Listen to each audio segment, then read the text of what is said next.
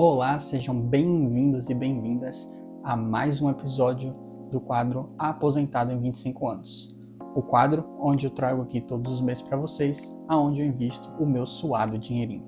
O episódio de hoje, episódio de número 14, está sendo gravado no dia 4 de março de 2024. Os prints que vão aparecer aí na tela para vocês, da carteira, das movimentações, do que foi feito, foram todos tirados no dia 1º de março. Então, nesse mês, a carteira está refletindo certinho o que ocorreu no mês de fevereiro de 2024. Então, vamos para o vídeo. Primeiramente, o patrimônio aparecendo aí na tela para vocês, referente ao mês de janeiro de 2024, onde o patrimônio de janeiro de 2024 estava em R$ 26.024,60 centavos, como também vocês podem estar conferindo no vídeo do mês anterior. Tá, o patrimônio é o mesmo aí, né, em janeiro, foi o último vídeo que eu gravei aqui para o quadro. E acompanhando a evolução aqui do patrimônio, vocês podem estar vendo que no mês de fevereiro o patrimônio encerrou em R$ 28.057,81, né? Então teve até uma evolução aí expressiva, inclusive por conta da valorização. Fevereiro foi um mês muito promissor, vocês vão estar podendo ver aí mais para frente no vídeo. Mostrando aqui agora um pouquinho sobre os proventos. Eu sempre falo aqui que o foco dessa carteira do aposentado em 25 anos ainda não é os proventos, né? Ainda não são os dividendos, mas como a galera gosta de ver, vou estar mostrando aí para vocês o do mês de janeiro e o do mês de fevereiro, tá? Então, em janeiro de 2024, a gente recebeu ali R$ 16,22 aproximadamente, e em fevereiro de 2024 a gente recebeu R$ 35,15. Como você pode ser novo e está chegando aqui no canal agora, eu invisto majoritariamente, nos Estados Unidos. E lá nos Estados Unidos, né, principalmente os REITs, alguns ETFs, as ações, costumam fazer essa distribuição de proventos, de dividendos trimestralmente. Então vocês vão ver aí na minha carteira que em alguns meses intercalados eu recebo mais proventos, mais dividendos do que em outros meses, mas é por conta disso. Agora trazendo aí para vocês um overview geral do que foi que aconteceu na carteira no mês de fevereiro de 2024, tá? Então no mês de fevereiro de 2024, tá aí de novo os proventos, R$ 35,15. Houve um valor de compras totalizando R$ 1.432,98, ou seja, de aportes que foram feitos. Houve uma venda, e essa venda foi parcial, vocês vão estar podendo ver na próxima tela, né, quando eu falar um pouco sobre as transações efetivas, né, no valor de R$ 840,80. Houve ganhos na venda no valor de R$ 35,14, isentos de imposto, né, porque eu vou mostrar um pouquinho no próxima tela para vocês. E houve o início de uma nova posição também, que eu vou estar mostrando daqui a pouquinho para vocês. Houveram vendas esse mês na carteira do canal, né, totalizando esses R$ 870,80, mas foi uma venda que não finalizou nenhuma posição, né? Então só vendi parcialmente uma posição para poder fazer uma alocação em alguns outros ativos. Eu vou estar falando para vocês a respeito disso também aqui no vídeo. Então tá aí aparecendo na tela para vocês as principais transações do mês de fevereiro. Então, indo aí de baixo para cima, seguindo a jornada do fundo imobiliário SNLG11, que eu compro ali quase todo mês, 10 cotinhos todo mês, né? Tô me aproximando aí da meta do SNLG, eu coloquei uma meta aí de ter 100 cotas desse fundo imobiliário, e quando eu atingir 100 cotas, provavelmente ou eu vou deixar de comprar ou eu vou reduzir um pouco a compra a esse ativo, a exposição a esse ativo, que na minha carteira já está bastante grande, tá? Então comprei aí 10 cotinhas do SNLG. A venda que foi executada nesse mês foi do ETF de renda fixa, o B5P211, né? Que eu vendi ali 10 quantidades, então vendi praticamente 50% da minha posição nesse ativo, né? Eu tinha 20 quantidades desse ativo e totalizou a venda lá, como vocês puderam ver, de R$ 870,80. Rafael, por que você vendeu uma parte aí do ETF de renda fixa? Eu vendi uma parte do ETF de renda fixa porque quem acompanha aqui esse quadro no canal e viu em outros vídeos sabe que lá atrás eu coloquei esse ETF de renda fixa na carteira, mais ou menos ali com uma exposição entre 5% e 7% de participação, para que ele fosse uma reserva de oportunidade, né? Para quando eu enxergasse que tivesse um ativo que fosse mais interessante, com potencial maior de valorização, eu pegasse e tivesse como tirar esse dinheiro dessa posição, né, e alocar nesse ativo. Por que eu fiz essa posição num ETF de renda fixa? Porque ele é estratégico, né? Um ETF de renda fixa paga normalmente menos imposto do que se você investisse no CDB ou se você investisse no Tesouro Direto. Porque o imposto de renda ele é regressivo. Ele começa na alíquota máxima lá de 22% e vai regredindo até 15%. Já no ETF de renda fixa, não importa se você comprar hoje, vender amanhã, ou vender daqui a uma semana, ou vender daqui a um mês, ou vender daqui a 10 anos. Ele vai sempre pagar 15% de imposto de renda fixa. E esse imposto ele já é descontado dentro do próprio ETF. Então você não tem que se preocupar em casos em que você tiver ganho de capital na venda desse ETF, que foi o meu caso. Eu ganhei ali mais ou menos R$38, como vocês puderam ver na tela anterior. Eu não tive que me preocupar com a emissão de nenhuma guia para poder estar recolhendo o imposto sobre esse ganho de capital. Então o ETF é um veículo extremamente bom se você quiser fazer uma reservazinha de oportunidade. Tem pessoas que gostam de fazer reserva de oportunidade, tem pessoas que não gostam. Eu sou das pessoas que gostam, né? Então reduzi a minha participação em 50%, mas continuo com ativo em carteira. Voltando aí para as transações, esse mês também teve o início de uma nova posição na carteira. Então eu adicionei um ETF lá dos Estados Unidos, que é o IYW. É um pouquinho difícil de falar, é quase um trava-língua, né? Mas é IYW, tá? O que é esse ETF IYW? Explicando rapidamente aí para vocês e botando na tela também um pouquinho da explicação que eu peguei do site etf.com para vocês estarem dando uma olhada. Esse ETF IYW é um ETF que acompanha um índice ponderado pela capitalização de mercado das empresas de tecnologia dos Estados Unidos, né? Então ele pega ali várias empresas de tecnologia dos Estados Unidos e coloca nesse ETF. Ele é um ETF que tem uma taxa de administração relativamente baixa, de 0,4%. Óbvio que tem ETFs com taxas de administração mais baixas do que isso, mas atendem outras propostas, né? Geralmente são mais passivos, apesar desse aqui também ser um ETF passivo. Ele tem ali uma capitalização de mercado, né? Um valor de mercado hoje de 15,6 bilhões, né? Então é um ETF aí que não é tão pequenininho, mas também não é tão gigantesco quanto alguns outros que existem lá nos Estados Unidos. Ele é emitido pela BlackRock, né? Que é uma das maiores gestoras de investimentos do mundo, e aí aparecendo para vocês também algumas das principais posições que são investidas por esse ETF, né? Então ele tem um número de posições de empresas investidas, né? Lembrando, todas as empresas de tecnologia, de aproximadamente 135 posições, sendo que nas top 10 posições ele tem uma concentração de 63,66% e o restante está pulverizado nos outros 36,34%. Aí vocês podem estar vendo no canto inferior esquerdo da tela as 5 principais posições desse ETF, né? Então, como ele investe em empresas de tecnologia, aí vocês estão vendo Microsoft com 17%, Apple com 15%, Nvidia, que valorizou e subiu demais aí com 6,1% da carteira, Alphabet, que é o Google, né? Então, estou tendo uma dupla exposição na minha carteira esse ativo, porque quem assistiu o episódio passado viu que eu adicionei Google na carteira, mas não tem problema.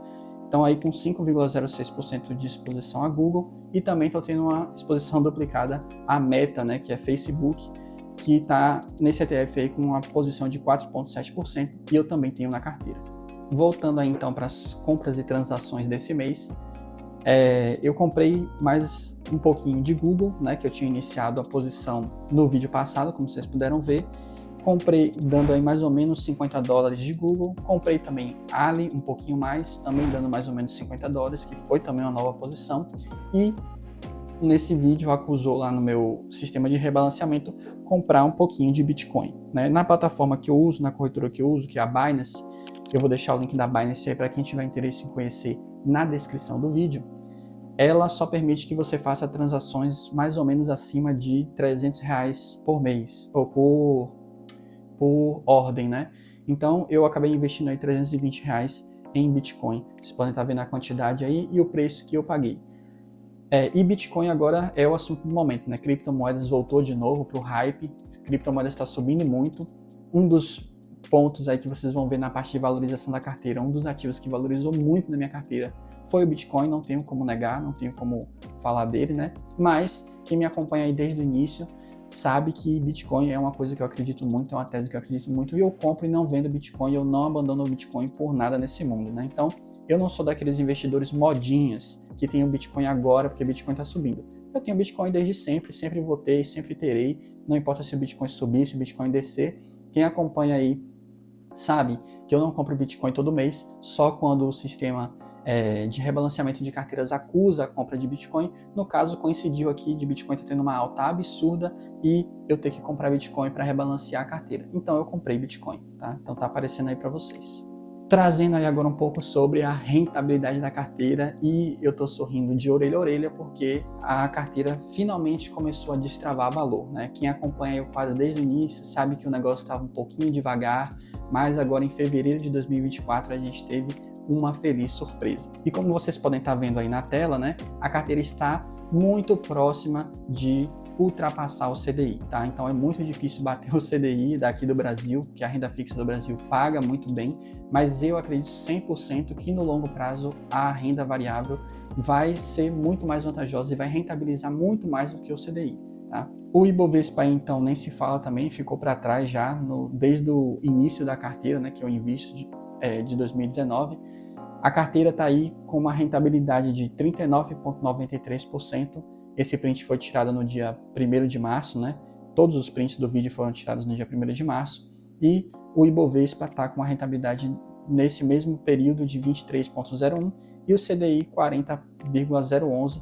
Eu acredito aí que no mês de março, muito provavelmente, a gente já vai estar ultrapassando a rentabilidade do CDI.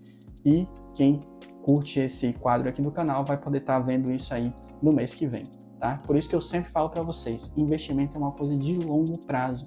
Não adianta você investir hoje, cair um pouquinho ali a sua carteira, desvalorizar um pouquinho e você ficar chateado por conta disso, tá? Vai acontecer, é renda variável, ele varia, sobe e desce. Inclusive, renda fixa também varia, só que as pessoas não costumam ver isso, não costumam ter essa percepção. Então, é um projeto de aposentadoria. Esse quadro aqui, isso aqui que eu falo para vocês, vai durar 25 anos, tá? Então não estou preocupado, às vezes, quando o ativo cai no curto prazo. Mas agora, toda a paciência que eu tive de estar investindo ali todos os meses com vocês está sendo retribuída, está trazendo resultados, né? Isso é bom e isso é ruim, porque todo investidor também fica triste quando as coisas sobem muito, porque quer dizer que está ficando caro e você vai pagar mais caro para adquirir o mesmo produto, né? Então o investidor de longo prazo sempre gosta de pagar barato, né? Mas não posso negar, também estou feliz com a valorização que a carteira teve recentemente. Então, continuando aí, mostrando a evolução do quadro de rentabilidade mês a mês, vamos analisar aí a rentabilidade do mês de fevereiro, que, como vocês podem ver, foi uma rentabilidade bastante expressiva, né? Então, desde que eu comecei aqui o quadro Aposentado em 25 anos com vocês, né, em janeiro de 2023, fevereiro de 2024 foi o segundo melhor mês, né? Perdendo ali só para novembro de 2023, que rendeu 5,06 no mês. Fevereiro já permitiu que a gente começasse 2024 aí com o pé direito, rendendo 5,02 em um único mês, né? Então no ano nós temos aí um acumulado de 6,32, pegou ali uma besteirinha que eu não estou mostrando para vocês agora, mas pegou ali um pouquinho do dia 1º de março, tá? E no acumulado a carteira está com 39,93%. Então está aparecendo aí o consolidado, o valor total investido na carteira, que eu já mostrei ali o patrimônio, mas dividido pelas subclasses de ativos que tem na carteira, né? Então a carteira está com um patrimônio aí de R$ 28.171,65. Será que conseguiremos no próximo episódio já atingir os 30 mil de patrimônio investidos? Não sei, só quem acompanhar, quem continuar acompanhando aqui o quadro, vai descobrir. De fundos imobiliários, então, aí temos 7,66% do patrimônio, tesouro temos 18,27%, tivemos uma redução significativa aí no ETF de renda fixa, que eu vendi 50%, então atualmente temos uma posição de 3,1%, estoques, ações nos Estados Unidos, 33,14%, REITs, que são os primos dos fundos imobiliários lá nos Estados Unidos, com a posição de 8,21%, Fiagro com a posição de 1,43%, criptomoedas, que subiu para caramba, com a posição de 9,07%, e ETF no exterior com a posição de 19,11%. Sendo que, é importante que eu fale aqui, lembra que eu vendi 50% do ETF de renda fixa? Aonde eu investi uma parte desse dinheiro que eu recolhi? Qual foi a oportunidade que eu enxerguei que justificou essa venda, tá? Então eu investi um pouquinho em Bitcoin, sim, que foi aquela posição que eu comprei, tá? Porque eu estava descapitalizado esse mês para poder investir, e investi uns R$300 na aposentadoria privada lá do Primo Rico, que eu sigo investindo todos os meses R$300. Então, para quem viu o episódio aqui do canal onde eu investi em aposentadoria privada, se você não viu, eu vou deixar aqui nos cards, eu investi na aposentadoria privada do Primo Rico. Então vai estar aparecendo aqui para vocês o resultado atual da aposentadoria privada, né? Então estou aí com aproximadamente um patrimônio de R$ 1.400, R$ 1.500 investidos na aposentadoria privada do Primo Rico, tá? E tenho feito aportes mensais constantes de R$ 300 todos os meses. A aposentadoria do Primo Rico tem ido muito bem, né? Tem atendido as minhas expectativas e ela, no período que eu estou investindo, desde quando eu estou investindo, tem tido uma rentabilidade aí, como vocês podem ver, de aproximadamente entre 9% e 10%. Eu não costumo trazer muito aqui a atualização da aposentadoria privada do Primo Rico, porque eu acabo esquecendo, mas eu prometo ter mais atenção nos próximos vídeos e tentar trazer mais algumas vezes, não sempre, essa parte dos meus investimentos para vocês, tá? Então, pelo vídeo de hoje é isso. Lembre-se, comece a investir o quanto antes, porque a única coisa que é exponencial na fórmula dos juros compostos é o tempo. Eu sempre falo isso aqui, tá? Se você puder investir mais, invista mais. Se você não puder, comece com o que você tiver, porque lá na frente isso vai fazer uma grande diferença na sua vida. Pelo vídeo de hoje é isso. Se você gostou, inscreva-se no canal, curta o vídeo e nos vemos no próximo episódio. Valeu, tchau, tchau!